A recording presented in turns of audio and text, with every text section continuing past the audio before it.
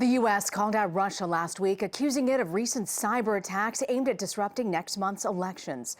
Arizona is one of several states where Russian hackers allegedly tried to break into the voting system. Here's Justice and Homeland Security correspondent Jeff Pegues. The hacking attempt on Arizona's voter database started in rural Gila County when an elections worker opened an email attachment.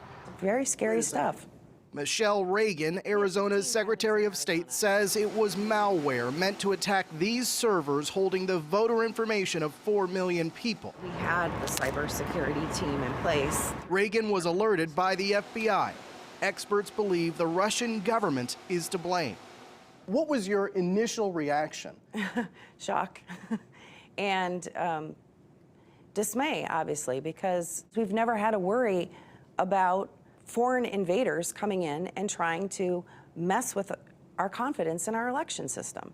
Arizona, Illinois, Florida, and nearly 24 other states have seen similar scanning, probing, or breaches of their election systems. The Russians have a different doctrine than we do. For over a decade, Jim Lewis has advised the U.S. government on cyber attacks. They're using information as a way to achieve their political goals. They don't need the Red Army anymore. They have the internet.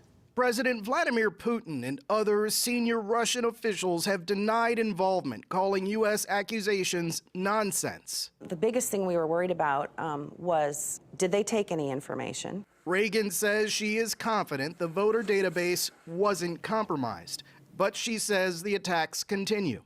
In September alone, officials here say that there were 192,000 intrusion attempts. About 11,000 of them posed a serious threat.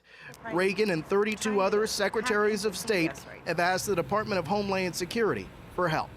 I liken it to when you're being invaded by Russia, you don't call in your National Guard.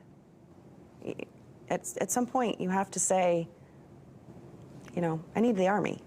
Changing actual vote totals is difficult because voting machines are not connected to the internet. But throwing confusion into an already contentious election, that is a lot easier. And that's what officials believe the Russians are trying to do. Jeff Pegues, CBS News, Phoenix.